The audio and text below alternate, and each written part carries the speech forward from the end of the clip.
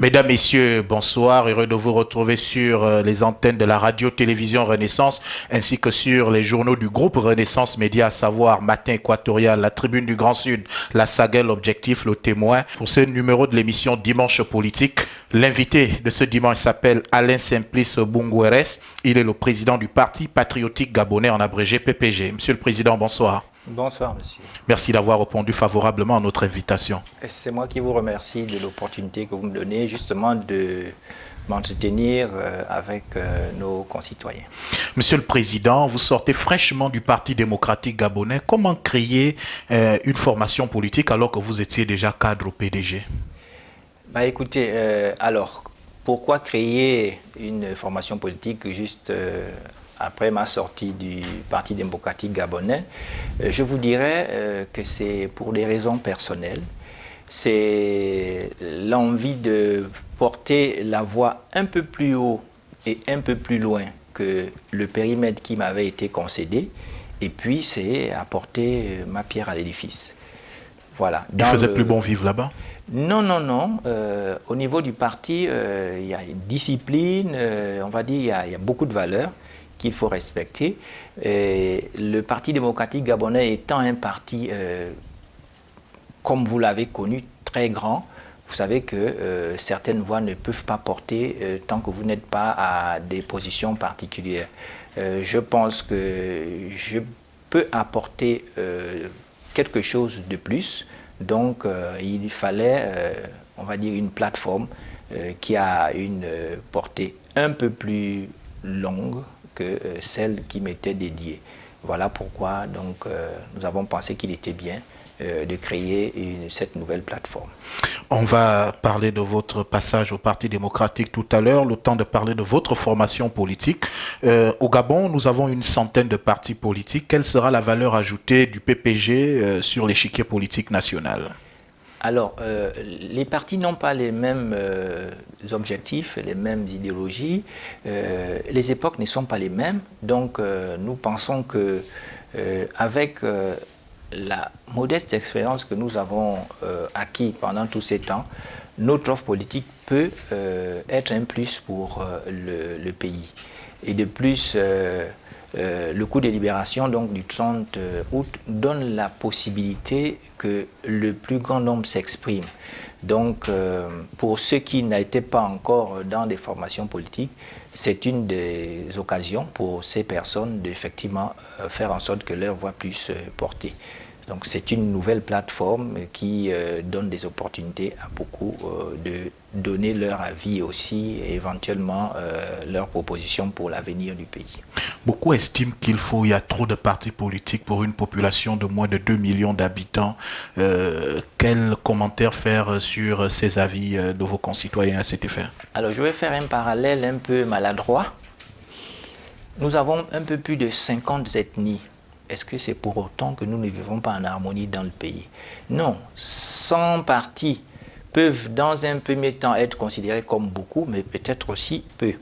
Parce que c'est justement cette capacité à donner la possibilité à tout le monde d'exprimer qui a amené donc nos pères fondateurs, particulièrement Feu Président Eladjima Bongo Ondimba, d'ouvrir pour donner donc la possibilité à tout le monde de s'exprimer. Et 3000 adhérents, je pense qu'à l'origine, ce n'était pas le nombre voulu. Et voilà, donc maintenant, ce serait à la fin donc, de cette période de transition que les autorités jugeront de l'opportunité soit d'en réduire ou d'augmenter, on ne sait jamais. Et même d'ailleurs le dialogue politique et enfin, national qui va avoir lieu bientôt pourra donner des orientations dans ce sens. D'accord. Voilà. Maintenant que nous sommes en période de transition, il n'y a ni majorité ni opposition. Vous vous situez où? Vous êtes dans la majorité ou dans l'opposition? Pour l'instant, comme vous le dites si bien, c'est ce positionnement, se précisera donc à la fin de la transition. À la fin de la transition. Majorité et opposition viennent du fait qu'il y a un groupement, ou, enfin, soit une structure ou un groupement de structures politiques qui détiennent le pouvoir. D'accord. pouvoir, majorité, parce que ce sont eux qui donnent le ton. Et l'opposition, c'est ceux qui veulent venir prendre la place des autres, donc faire à leur tour. Tant que nous n'avons pas donc ni d'élection, ni quoi que ce soit, on ne peut plus parler ni d'opposition, ni de majorité. D'ailleurs, le président du CETRI a de fort belle manière exposé cela à la limite annulant en fait un peu tous ces positionnements-là. Nous attendrons après la transition pour nous déterminer en fonction de la position que nous aurons donc voilà, sur l'échiquier national. Vous avez quand même déjà une idée ou bien vous attendez celui qui sera au bord de mer pour vous mettre peut-être de son côté parce qu'on ne tourne pas le dos au pouvoir, Monsieur le Président? Un parti politique dans son essence est mis en place pour gérer. Donc gérer soit en direct en tant que leader, soit en compagnie, donc en assistant. Nous pensons que si nous ne sommes pas les leaders, nous serons au moins avec ceux qui porteront le pouvoir la prochaine fois. On dit souvent en Afrique, il y a un proverbe africain, excusez-moi, qui le dit, que la nourriture du soir se prépare le matin. Vous venez vous créer un parti politique en 2023, fin 2023. Et la vocation d'une formation politique, c'est la conquête du pouvoir. Alain Simplice Bouanguéré sera peut-être candidat en 2025, peut-être le futur challenger d'Oligui Nguema ou celui qui sera candidat, on ne sait jamais. L'avenir nous le dira. Vous savez, il ne faut pas aller vite en besogne. Nous avons déjà un challenge, c'est de faire adhérer le maximum à notre idéal. Donc, finissons cette étape et nous verrons. Comme je vous disais, le parti politique a pour objectif de gérer la cité. Si tant est que le paysage politique nous permet, oui, pourquoi pas. Nous avons vu une trentaine, une quarantaine de fois de candidats à la présidentielle, et non pas qu'elles aient eu pour objectif forcément d'atteindre le pouvoir, mais de donner un message qui peut être récupéré par la personne qui va finalement gérer le pouvoir. L'avenir nous dira. Ça vous dit quand même un jour de diriger ce pays? Tout est Et dans on doit les toujours mains. avoir les ambitions. Je vais vous dire que je crois en Dieu et je pense que Dieu fait toutes choses bonnes à son temps. Il ne faut jamais vous précipiter, aller vite en besogne parce que vous pouvez vous retrouver dans une direction qui n'est pas la vôtre. Le Dieu que je prie va pourvoir. Et dans ses bonnes grâces, s'il décide qu'un jour je sois soit à côté ou avec ceux qui le feront, il le fera et ça se fera dans les meilleures conditions possibles. Avant de continuer dans l'émission, Monsieur le Président, pourquoi le choix de la couleur verte? Expliquez-nous un peu. Alors, nous avons comme action la protection de l'environnement. Parce que l'environnement aujourd'hui, c'est le socle de la vie. Vous voyez ce qui nous arrive avec les changements climatiques. Nous, ici, nous avons eu la chance que très tôt, donc, nos dirigeants, en l'occurrence, feu le président Omar Bongo Ondimba, avaient bien compris l'affaire pour mettre en place donc, tout ce qui était protection de la nature, avec les parcs et tout ça. Et donc, nous pensons qu'il faut avoir un regard particulier sur on va dire, sur ce pan, pour que nous puissions essayer de vivre au mieux sans les affres que nous connaissons maintenant. Le vert, oui, il y a, on va dire, de l'espoir. Nous espérons que le PPG ira le plus haut, le plus loin. D'ailleurs, peut-être que je fais une digression en vous présentant le logo. Nous avons le Gabon qui est en vert, donc qui préserve la nature, qui nous est très cher, à nous les vivants, comme bien la faune et la flore. Vous avez aussi donc la barque dans laquelle est embarqué le Gabon pour voguer vert, et le bleu qui représente donc l'ensemble des eaux que nous avons. Il faut donc une symbiose entre tous ces éléments pour que le Gabon puisse aller mieux. Donc le vert parce que dans le cadre de nos activités, nous comptons avoir un regard particulier sur la préservation de la nature. Ce bateau, il va vers la félicité ou vers l'émergence? Mais dans la félicité, vous avez l'émergence. D'accord. Voilà. Vous ne pouvez pas avoir la félicité si vous n'avez pas émergé, si vous n'êtes pas sorti de l'étape, on va dire, peut-être embryonnaire ou sous-développée pour aller vers l'étape donc, de développement. C'est vers cette étape que nous allons vers la félicité. Parce que félicité dit, on va dire, cohérence dans ce qu'on fait, bien vivre, mieux être et compagnie, tout ça, oui. Et ce bateau nous amène vers là-bas. C'est notre volonté d'ailleurs. Il faut plusieurs signatures pour pouvoir créer une formation politique à travers les 9 provinces du Gabon. Vous avez commencé cette initiative quand est-ce? Quand on sait qu'il n'y a seulement que 3 mois. Il y a 3 mois de cela, vous étiez, moins de 3 mois de cela, vous étiez au Parti démocratique gabonais, ou bien c'est une idée que vous nourrissiez bien avant la présidentielle d'août dernier? Les desseins des hommes sont cachés. Hein. On ne sait pas forcément ce que pensent les gens dans leur fort intérieur. Mais vous avez vu l'euphorie qui a suivi le coup de libération. Vous pensez que 3000 personnes là... C'est un coup d'État ou un coup de libération? C'est un coup de libération. Alors, il faut peut-être qu'on essaie d'être d'abord... il faut être réaliste. La prise de pouvoir par les armes est appelée coup d'État. Quand c'est accompagné de sang et de tous les dégâts que vous pouvez imaginer. Ici, le coup de libération, c'est bien sûr que ce sont les hommes en armes qui ont pris le pouvoir, mais ils ont été encouragés par la population. Il y a eu la paix, quasiment l'euphorie, donc qui fait en sorte qu'on sort du cadre typique de coup d'État, comme on a vu dans d'autres cieux. On va y arriver tout à l'heure. Quelle est l'idéologie de votre formation politique? Parce que c'est le reproche qu'on vous faisait au PDG. Le PDG était un parti sans idéologie, dit-on. Est-ce que vous, enfin, vous avez une idéologie? On peut dire socio-démocrate parce qu'en même temps, vous voyez, il y a, dans la félicité, il y a ce souci du social. Il y a ce souci de donner la parole, de permettre à chacun d'apporter sa pierre à l'édifice. Donc, démocratique. Patriotisme, c'est que tout le monde y mette du sien. Mais vous ne pouvez pas le faire si vous êtes dans un régime qui ne soit pas un peu social, un peu démocrate.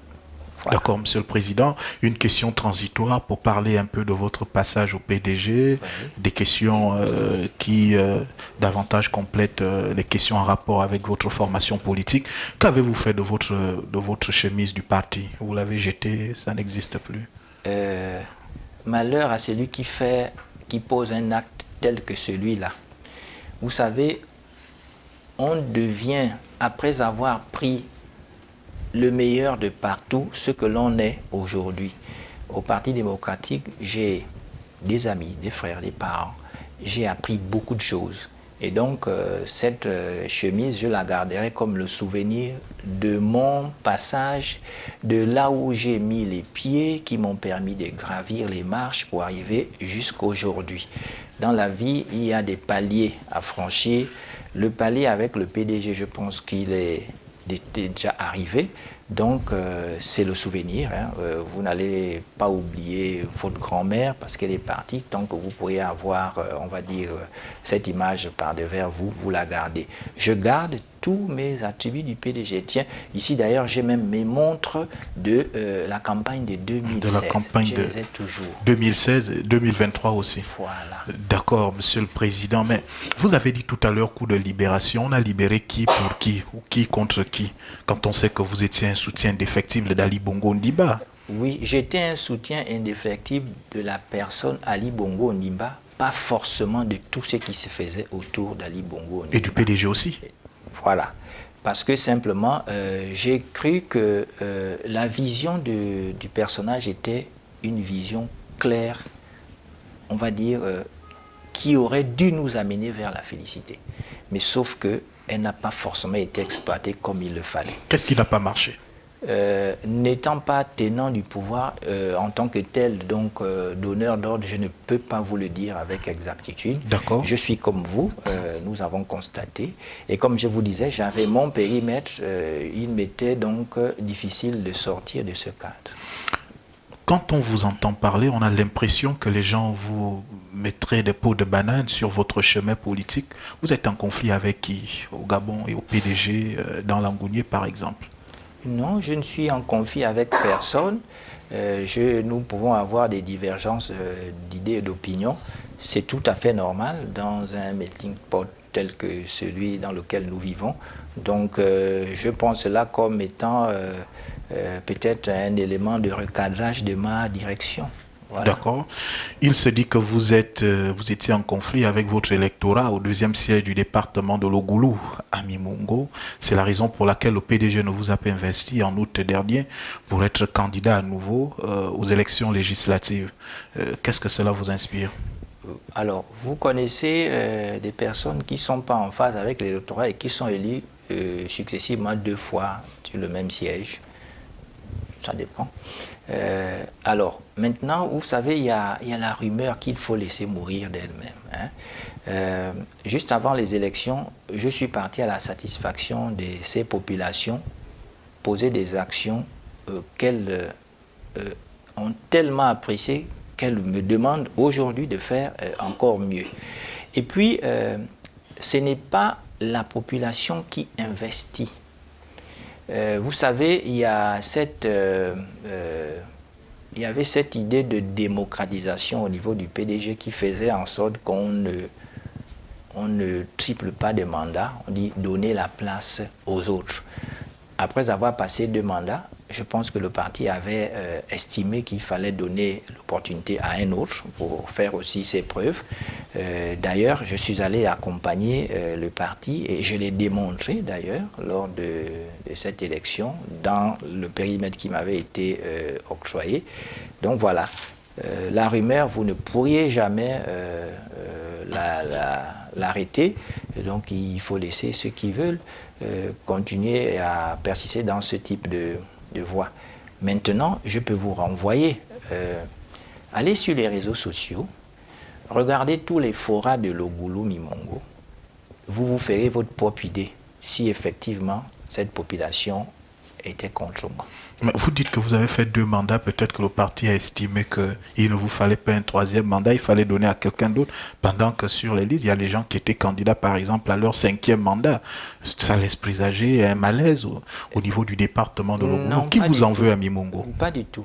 Comme je vous ai dit, on peut avoir des divergences d'opinion. Monsieur le Président, parlez clairement. Hein. Tout à fait. Je ne pense pas qu'il y ait des personnes qui m'en veulent parce que je ne me reproche pas à mon fort intérieur d'avoir posé une action contre quelqu'un qui pourrait l'amener à me haïr. J'ai fait ce que j'avais pensé être bon de faire et qui a plu à la population. Maintenant, après, ça peut déranger de faire bien. Donc je ne peux pas aller dans ce sens. C'est ce volet-là qui nous intéresse. Ça peut déranger qui? Je ne sais pas. Vous savez que tout le monde peut détester tout le monde rien que parce que vous avez porté une belle chemise. D'accord. Voilà. Et donc, vous ne pourrez rien à cela. C'est comme ça, il ne veut pas voir cette chemise sur vous et puis il vous déteste. Donc, non. Personnellement, avec la population de l'Ogoulou, j'ai aucun problème. D'accord. Mais aucun. Maintenant, il y a aussi la rivalité politique hein, dans une même écurie. Vous pouvez vous retrouver avec un peu comme la rivalité. On dit que aucune femme, aucune rivale n'apprécie la beauté de l'autre. Donc voilà, si certains qui étaient avec moi pensent qu'ils peuvent aussi faire comme moi, ça peut amener à des petites animosités internes, mais ça ne va pas plus loin. C'était juste, moi je vais faire, ben, tant mieux. Mais comme je disais, ce n'est pas la population qui investit, c'est le parti qui décide d'investir. Vous étiez frustré de cette situation? Vous avez quand même voulu postuler pour un 3e mandat vous-même? Non. La politique, c'est comme la drogue, non, hein, quand sûr. ça vous prend, c'est jusqu'à la mort. Non, c'est quand vous voyez, j'avais postulé, oui, c'était pour terminer une offre au niveau des populations. Il y a plein de projets que j'avais débutés et j'avais pensé qu'il fallait les porter jusqu'à leur terme. Parce que comme vous savez, il n'est jamais bien de débuter et de ne pas finir. C'était dans ce sens. Mais avec donc l'orientation du parti, Nous devions toujours les terminer, mais le fait de ne pas être candidat, ce n'est pas la fin du monde non plus. Hein. Vous savez, avant d'être candidat, je faisais d'abord quelque chose qui a amené justement le parti à me positionner, moi, pas d'autres. Maintenant qu'ils pensent qu'il fallait donner l'opportunité à d'autres, je n'ai pas trouvé d'inconvénient. Surtout que la veille, même comme je vous dis, de cette élection, j'ai posé 2 actes d'envergure. Si j'étais frustré, je ne me serais pas mis dans ce genre de position, simplement parce que je pensais que le bien-être de ces populations passait avant tout. Avant tout. Voilà. Alors, quel regard extérieur avez-vous du Parti démocratique gabonais aujourd'hui? Un parti viable? Parce que vous quittez le bateau un peu trop tôt, hein? Non, non, comme je vous ai dit, c'est pour des raisons personnelles. Donc, je ne sais plus ce qui se fait actuellement, donc je ne pourrais pas vous donner... Non, du haut de votre expérience politique, Ali Bongo n'est plus au pouvoir. Est-ce que ce parti peut continuer à vivre? Et il y a plein de partis, parmi les 100 partis dont vous avez fait état, il y a donc un peu plus de 97 qui ont vécu sans qu'il n'y ait un distingué camarade président, un Ali Bongo Ondimba. Voilà. D'accord. Le CTR, il vient de rendre public le calendrier de la transition. Un commentaire? Moi, je pense que le calendrier est bon parce que, on va dire, refonder un État comme le Gabon, c'est pas une tarte. Hein. C'est quelque chose qui a besoin justement de temps. Il ne faut pas trop de temps non plus parce qu'après, on peut finalement s'engourdir. Il faut le juste temps. Vous voyez, les étapes, elles sont entre 3 et 4 mois chaque étape. Donc, je pense que c'est suffisant. Ça demande que la population ou les dirigeants fassent valoir leur génie et que ce génie s'exprime en faveur de certaines étapes qui ont été bien définies. Moi, pas de problème. Si Oligui Nguema est candidat en 2025, seriez-vous prêt à le soutenir? Parce que la charte de la transition n'est pas très claire s'il doit être candidat ou pas. Je vous ai répondu tout à l'heure. Je disais que pour l'instant, l'objectif du PPG, c'est de toucher le maximum des populations. Monsieur le Président, on s'inspire de la lumière du passé pour éclairer l'obscurité de l'avenir. Oui, la lumière du passé éclairer l'obscurité de l'avenir, mais l'avenir n'est pas toujours qu'obscur. Hein. Et on n'a forcément pas besoin d'éclairer ce qui est déjà éclairé. En pleine journée, vous avez besoin de quelle lumière de la veille pour venir éclairer quoi? Rien du tout. Si on adapte cela au contexte politique, ça donne quoi? Ça donne que le coup de libération donne la possibilité à tous les partis, à tous les compatriotes de se mettre, comme on va dire, sur le starting block. Donc nous attendons de voir. Nous ne sommes pas des vents en guerre non plus et nous savons apprécier ce qui est bien fait. Si nous nous retrouvons avec un candidat qui nous convainc dans, on va dire, ce qu'il peut proposer, nous irons avec lui, comme je vous ai dit dès le départ.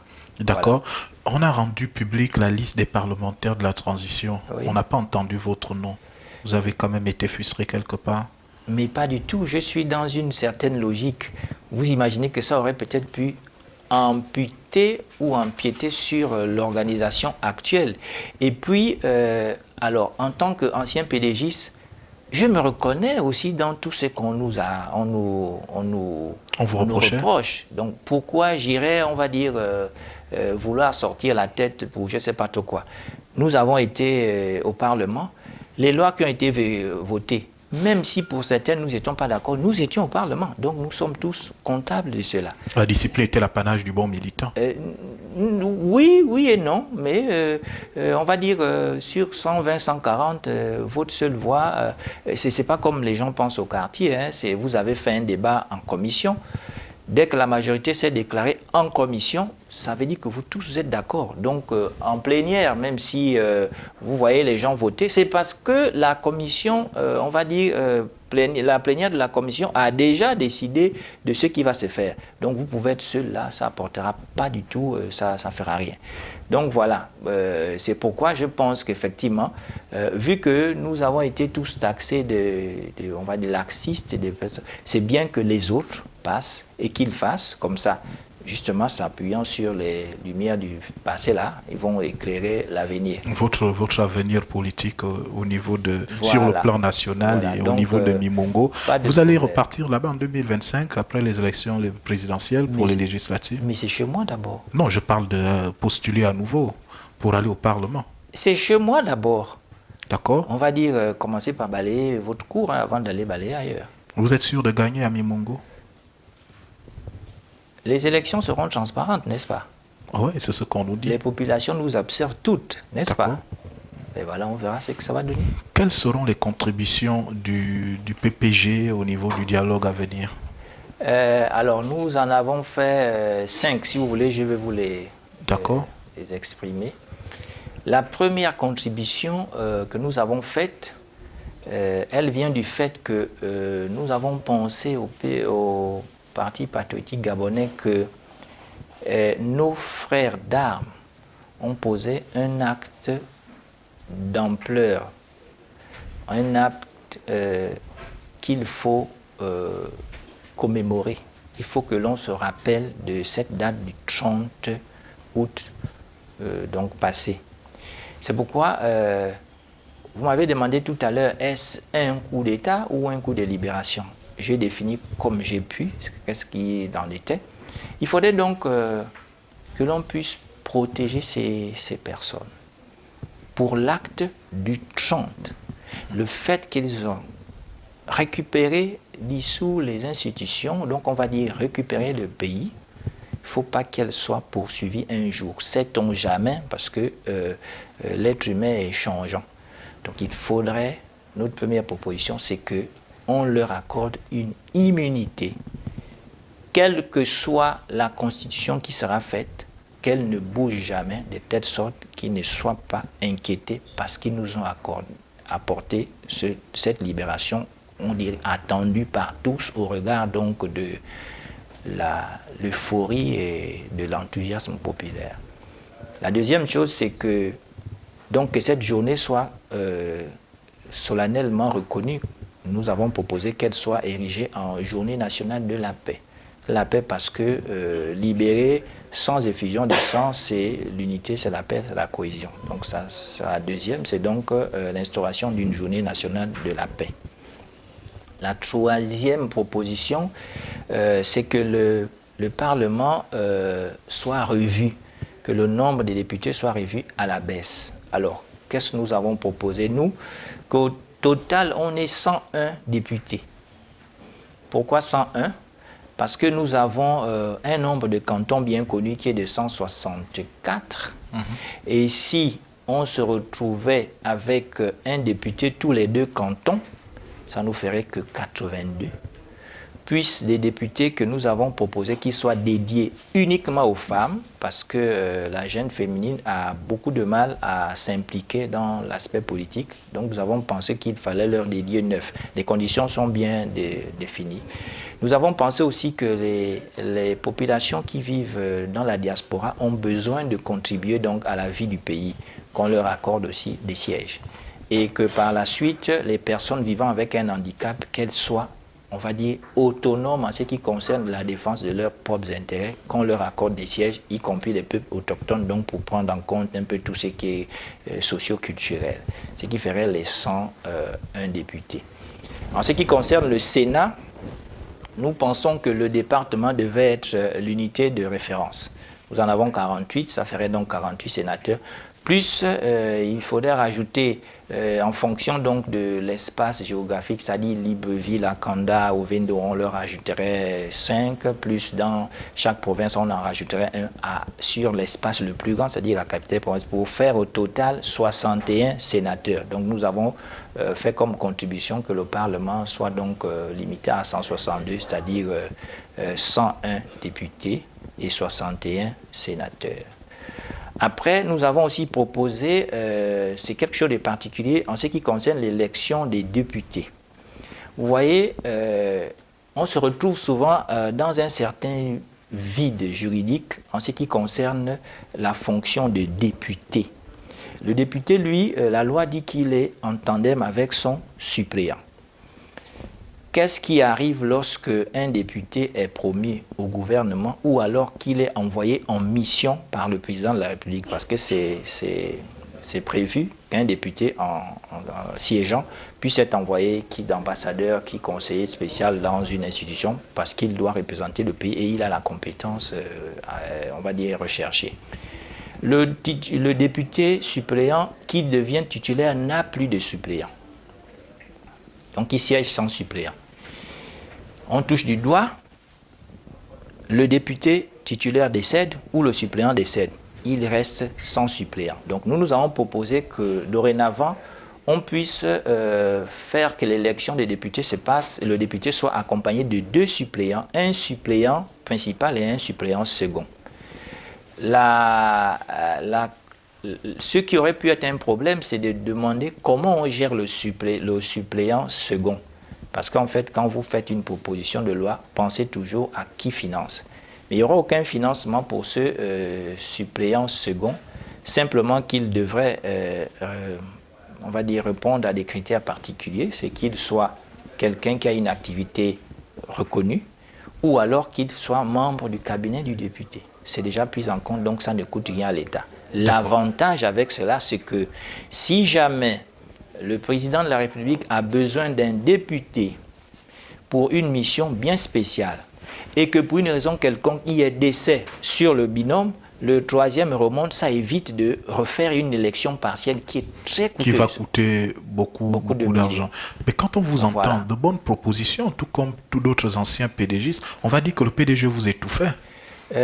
Non, c'est la discipline. Je vais vous donner votre cadre d'expression. Et vous vous limitez à cela. C'est ça aussi un grand parti. Même à l'armée, une instruction mal donnée n'est pas forcément respectée. Presque toujours, les cas sont rares dans l'armée où on ne respecte pas l'instruction.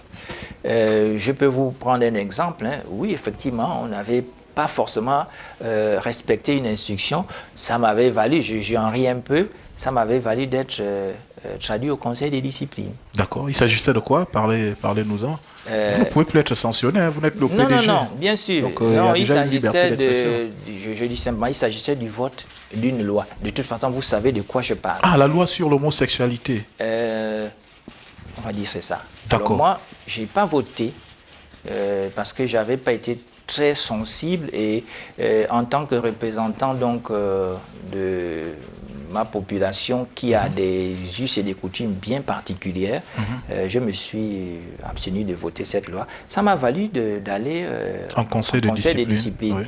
Oui, j'ai assumé cela. Donc, mais quelle est la question qu'on vous avait posée à l'époque en conseil des disciplines?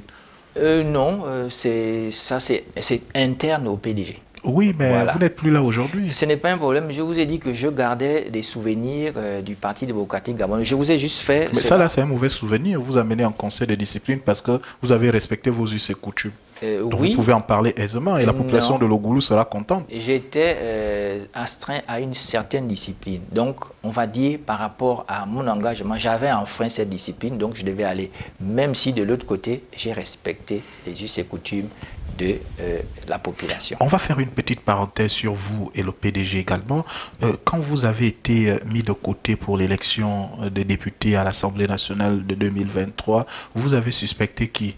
Ali Bongo, qui est le distingué camarade président, à qui on dit que c'est lui qui nomme, c'est lui qui fait tout, ou bien les collégiens du bord de mer, comme on les appelait? Qui vous en voulait à la grande maison? Bon, pour le principe, je pense qu'il n'y a pas un collège ou un lycée au bord de mer. C'est déjà pour ça. J'ai bien dit comment on les appelait. Ah d'accord, ok. D'accord. Alors, le parti avait son fonctionnement et je pense que si la décision de la hiérarchie, je n'ai pas à la commenter. Je vous ai dit qu'on avait la discipline. Si l'on me dit que ce n'est pas toi, je m'astreins à cette discipline et puis voilà, c'est tout. Je n'ai pas cherché à savoir pourquoi, comment. On va dire, commencer à poser des questions, c'est... Vous êtes président d'une formation politique aujourd'hui. Si Oligui vous appelait à ses côtés, vous allez refuser ou accepter, vu que vous avez longtemps travaillé avec Ali Bongo? Monsieur Oligui, le président de la transition, n'est pas un nouveau-né. Hein. Donc ça veut dire qu'il a déjà travaillé avec des gens. Je peux vous dire que j'ai déjà travaillé avec le président de la transition. Et il vous connaît, vous connaissez? Si je travaille avec lui, c'est que pour le moment ou pour la cause pour laquelle nous avons travaillé, oui, il me connaissait. Donc, il n'y a pas de raison. Je le connais comme quelqu'un d'assez droit. Travailler avec lui, oui. Il sait aussi que je sais dire oui, je sais dire non. Donc, j'ai aucune... C'était dans quel cadre quand vous avez travaillé avec lui? Vous lui avez donné les informations sur le goulou, les gens qui vous embêtaient de ce côté? Non. La nation a besoin de tout le monde à tous les niveaux. D'accord, c'était quoi exactement? Qu'est-ce qu'on vous avait confié? On peut en parler, ils ont une liberté d'expression qu'ils ont demandé. Non, non. D'accord. Tout ce qui est passé, pour moi, je considère qu'il faut le laisser dans le tiroir des bons souvenirs l'histoire. de l'expérience. D'accord. Maintenant, après, à partir de demain, après-demain, lorsque vous me verrez poser une autre action, vous pourrez venir me le dire, puisque j'aurais sûrement communiqué avant de le faire, donc vous en serez informé. D'accord, donc on retient que vous pouvez travailler avec lui pour l'intérêt supérieur de la nation. Sans problème. Vous vous mettez à sa disposition. Sans problème. Vous et votre formation politique. Sans problème. D'accord. Le 1er mai 2022, vous aviez sorti un livre intitulé L'émergence à tout prix. Celui-ci avait pour objectif de vanter les mérites d'Ali Bongo, son travail à la tête du pays pendant 14 ans. Ce livre est toujours d'actualité? Bien sûr, mais on va dire les écrits. Les écrits restent, Voilà. les paroles s'envolent. Tout Il à est fait. toujours dédié à Ali Bongo ou bien il va changer de nom maintenant, c'est maintenant Absolument. Oligui? Le plan stratégique Gabon Gabon émergent, il émane de qui? Il émane d'Ali Bongo. Bien. Même si c'est moi qui pose des questions sur le plateau. Voilà, Mais je donc me permets il émane- d'inverser les rôles à un voilà, moment donné. Il émane d'Ali Bongo D'accord. Ondimba. Et donc ce livre avait pour objectif de montrer justement ce côté qui n'était pas forcément connu de tout le monde, la vision qu'il avait, qui était l'une des meilleures visions que vous pouvez, on va dire, que vous aurez pu avoir en ce moment-là. Donc voilà, j'avais pensé qu'il fallait le faire et je l'ai fait, voilà. Mais il lui fallait combien de temps pour matérialiser cette vision? Il a quand même fait 14 ans à la tête d'un pays. Hein. Aux États-Unis, le mandat, c'est 4 ans. En 4 ans, vous pouvez faire ce que vous pouvez et partir. Vous ne pouvez pas faire ce que vous pouvez en 4 ans dans un pays comme le nôtre qui se construit. Il ne faut pas qu'on se mêle les pinceaux là. D'accord. Les grandes démocraties ont décidé de ramener les mandats à 4 ou 5 ans parce qu'on va dire 80 ou 90% de ce qui était besoin naturel avait déjà été fait. Maintenant, on va parfaire. Nous avons encore fait peut-être que 30-40%. Donc, on a besoin de le faire. Voilà. Donc, il lui fallait combien de après, temps? 42 ans comme son père à la tête du pays? Non, pas du tout. C'est pas ce que je veux dire. Je D'accord. veux simplement dire qu'il fallait le temps qu'il a fallu. Maintenant, est-ce que il a, on va dire, le projet en question a été mis en œuvre comme il le fallait? C'est la question. Ça veut dire qu'il ne suivait pas, peut-être? Non. Vous savez que je vous prends votre cas, vous. Journaliste aujourd'hui, demain ministre, je ne présage pas de votre attitude devant le pouvoir. Voilà. D'accord. Alors, aujourd'hui, Simplice, donc c'est Alain Simplice Bungores, voilà, on y arrive. Vous êtes le président, je le rappelle aux téléspectateurs, le président du Parti patriotique gabonais, en abrégé PPG. Alors, on a souvent vu les partis régionalistes au Gabon, hein. Quand je dis régionaliste, je mets ça entre griffes. C'est-à-dire, lorsque vous êtes du Sud, vous avez du mal à vous implanter au Nord. Comment se compose votre formation politique? Ou bien votre formation politique n'est composée que des ressortissants de Mimongo, de Logoulou, comme par exemple, c'était le cas à une certaine période avec l'UPG de Pierre Mamboundou. Ça nageait entre Ndende, Mouila, et ainsi de suite. C'est le cas pour vous aujourd'hui? Non, pas du tout. Nous avons un représentant de chaque province. Nous avons dans l'organigramme, nous avons donc un représentant, donc un coordinateur de la province, qui est un originaire de la province et qui a ses entrées et ses sorties. Donc, vous verrez que nous allons nous déployer dans l'intérieur du pays. Alors, il faut dire, peut-être que nous ne serons pas dans tous les départements de chaque province, mais dans chaque province, oui, nous y serons, c'est sûr et certain. Et dans pas longtemps, nous débuterons donc justement à aller conforter le positionnement donc de ces responsables-là qui sont avec nous. D'accord. Nous pensons qu'il faut effectivement être dans l'arrière-pays, parce que il n'y a pas qu'à Libreville que l'on a des idées novatrices qui peuvent apporter le pays donc, vers la félicité. Hein. D'accord. Voilà. Donc il faut aller dans l'arrière-pays, on le comprend aisément, mais est-ce que la tâche sera difficile? Quand on sait qu'avoir un parti politique, aujourd'hui, il faut avoir nécessairement les moyens. Je ne vous apprends rien. Chaque élection au niveau du Parti démocratique gabonais, c'est une question de gros sous. Peut-être pas en 2023, parce qu'on a dit que les frais de campagne étaient dans les valises. On a vu à la télévision, hein, c'était pas avec vous. Et donc on vous le concède, mais antérieurement, il y avait quand même beaucoup d'argent chaque fois qu'il s'agissait d'élections. Vous, quelles sont les sources de financement de votre formation politique, sachant que vous venez de naître? Les adhérents déjà, on va dire, c'est pas plus l'argent qui fait une campagne, ce sont les hommes.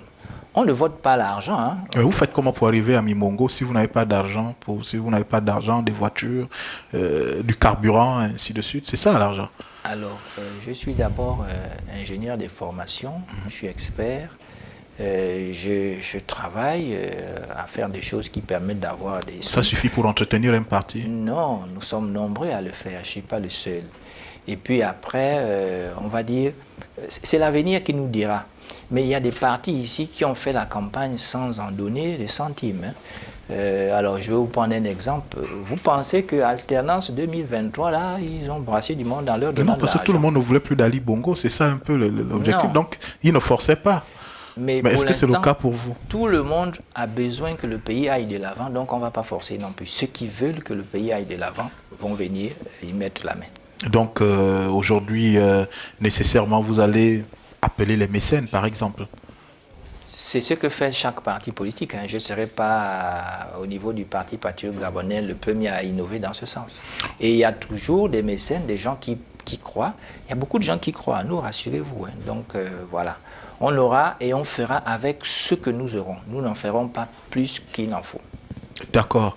La justice au Gabon aujourd'hui, c'est quand même une petite parenthèse. On a vu sur les ondes de la radio France Internationale un certain commentaire sur le président. C'était hier. Votre commentaire là-dessus, problème d'électricité, quelqu'un que vous avez soutenu pendant des années, ça vous dit quelque chose de le voir terminer comme ça, de se retrouver dans cette situation? Les personnes qui font ces commentaires, elles vivent au Gabon. Je ne sais pas, c'est moi qui pose des questions. Maintenant, vous de faire le commentaire que vous voulez. Si vous êtes journaliste, donc vous savez, vous êtes sûr que celui qui a fait Monsieur le Président, c'est moi qui pose des questions. Oui, c'est pas non plus, on va dire, une colle que vous m'utilisez. C'est un échange que nous avons. D'accord. On a eu ici, à un moment donné, le problème avec, je crois que c'est Molinard, un journaliste qui avait dit qu'il avait vu telle chose. OK. On s'est rendu compte qu'on n'avait jamais mis les pieds ici. Donc, Romain Molina. Voilà, on va dire, on m'a dit que ceci. Donc, moi, je ne peux pas répondre à cette question parce que je n'ai pas vu, je ne suis pas allé, je ne connais pas celui qui parle de ça, donc je ne sais pas. J'écoute comme tout le monde et puis je pense que la vérité va finir par arriver et nous serons donc informés par les mêmes canaux. Donc, si tel est le cas, je pense que peut-être c'est... par rapport à la personne humaine, il faut regarder différemment, mais je n'attache pas plus d'importance parce que je n'ai pas la preuve que celui qui a parlé de ça est allé voir et il nous a montré. Il le dit, on le prend tel quel, donc pas de commentaire particulier.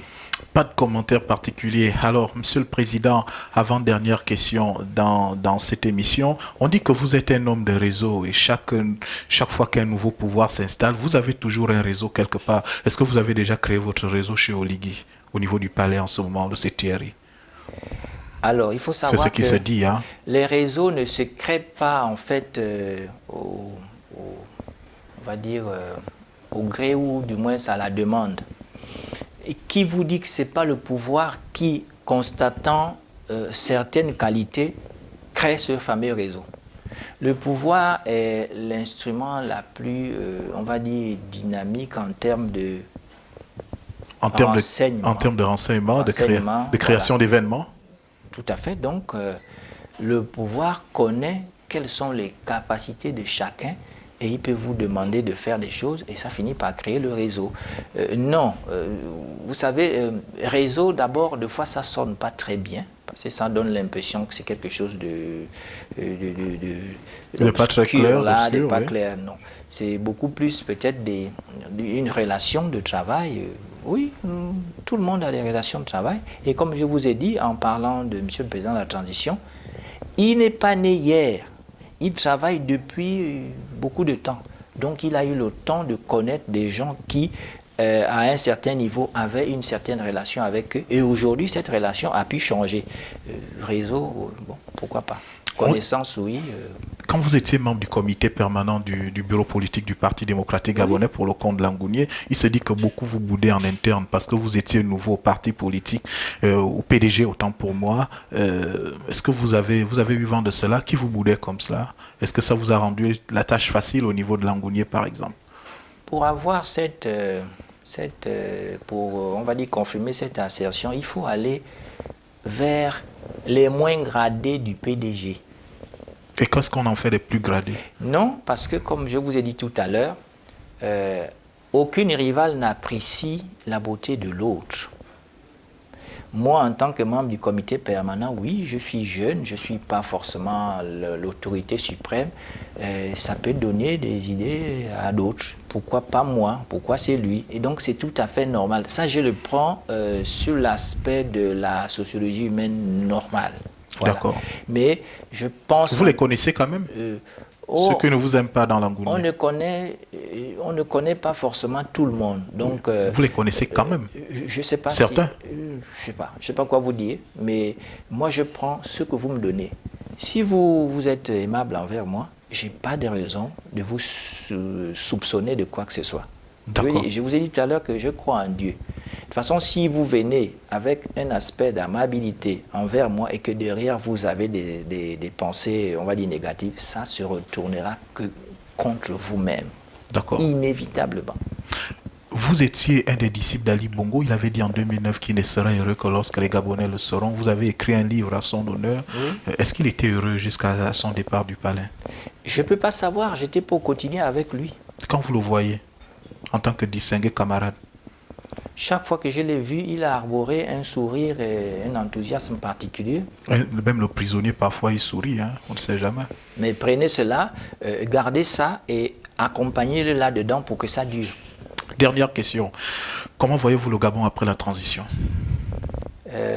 C'est un Gabon qui va commencer à se reconstruire d'une certaine manière.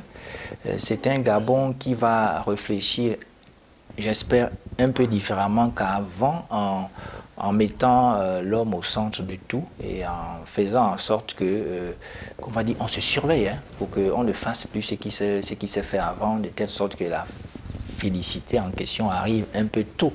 C'est le Gabon où j'espère que l'on donnera la parole à tout le monde, qu'on essaiera d'écouter les uns et les autres pour que voilà, on puisse... on ne rattrape jamais le temps, donc peut-être atteindre certains objectifs un peu plus tôt. C'est un Gabon où le patriotisme devrait être, on va dire, la relation à privilégier pour tous. C'est un Gabon où je vais prendre, je sais pas moi, l'exemple peut-être de personnes. Je fais cet exemple à cause des problèmes des inondations, où le Gabonais normal n'ira plus construire sur le lit de la rivière pour éviter l'inondation de toute la population derrière. Derrière. Voilà. D'accord. Vraiment, j'ai dit tout à l'heure, dernière question, mais lorsqu'on discute avec vous... On va dire, je vous remercie alors. Non, on a du mal à vous laisser partir. Actualité oblige, certains des députés de la transition auraient boudé, j'ai envie de dire, contester les salaires le 25 dernier à hauteur d'1,67 francs. C'est ce que vous gagnez quand vous étiez député? Non. Vous gagnez combien? Quand on englobe le salaire du député, comme je dis, c'est 1,7 million à peu près. Quand on ajoute les accessoires et tout ça, c'est quand même beaucoup d'argent. Non, c'est pas plus que vous n'imaginez. Mais vraiment, je vous dis, on n'était pas les députés les mieux payés déjà de la sous-région. Il ne faut pas oublier que aujourd'hui, le député a cette casquette sociale. Ça, vous ne l'enlèverez pas maintenant. Quel que soit ce qu'on va faire là, les populations savent que ça, c'est leur représentant. Donc c'est leur père, c'est leur mère. Quand il arrive, on dit il y a telle ou telle chose. Et dans votre sensibilité, en tant que député, vous arrivez, vous trouvez quelqu'un qui n'a pas eu, je ne sais pas moi, qui doit être évacué et tout. Vous n'allez pas laisser passer. C'est d'abord votre électorat. Donc, c'était pas assez déjà. Mais je vous le dis, mais sans pour autant, voilà. Et on coupe pas encore. Mais aujourd'hui, ce qu'il faut savoir, c'est que les députés de la transition ont tous été nommés. Donc, ils n'ont pas cette obligation actuelle de gérer un siège. Et transition veut dire c'est pour un temps bien précis. Donc, pour ce temps, au cours duquel on demande à chacun d'être patriote, on te donne 1 million, tu dis merci parce que ce n'est pas zéro. D'accord. Tout ce que l'on vous donne, monsieur, c'est un plus qu'on vous rajoute. Donc, vous dites d'abord merci. Entre un député à l'époque d'Ali ou d'Omar et le député de la transition, vous avez souhaité, il est mieux d'être député à quelle époque? Mais je vous ai dit que la transition, c'est temporaire. Oui. Après la transition, oui. les députés auront sûrement une situation qui sera revue à la mesure des missions qui leur sont confiées et assignées. Voilà. Nous sommes arrivés quasiment au terme de cette émission. Vous regardez la caméra en face de vous et vous vous adressez aux Gabonais qui vous regardent, peut-être aux nouveaux militants de votre formation politique. Vous avez la parole. Merci déjà, vraiment merci à vous, les hommes des médias, pour cette opportunité que vous me faites donc de m'adresser à mes compatriotes, pour leur dire que le Parti patriotique gabonais, c'est vrai qu'il est nouvellement arrivé sur l'échiquier national, mais nous avons l'ambition de mettre l'homme au cœur donc de l'action dans la cité. Et donc que nous sommes ouverts à ce que le maximum vienne nous retrouver. Comme ça, à l'intérieur de notre idéologie, nous allons tous, on va dire, travailler pour que donc, le Gabon puisse bénéficier de notre présence. Je voudrais aussi remercier donc, les membres du CTRI, particulièrement le président de la transition, pour cette opportunité qu'ils nous donnent. C'est vraiment une opportunité de repenser le pays. Merci et leur dire que nous attendons qu'ils aillent au bout de la logique qu'ils se sont fixés eux-mêmes pour nous aider donc à prendre en main le pays. Et puis que j'espère qu'à la fin de la transition, les Gabonais pourront mieux s'exprimer, mieux vivre et éventuellement être les acteurs donc de ce nouveau Gabon que nous espérons tous. Merci à tout le monde. Le PPG, donc le Parti patriotique gabonais, est ouvert et nous vous entendons.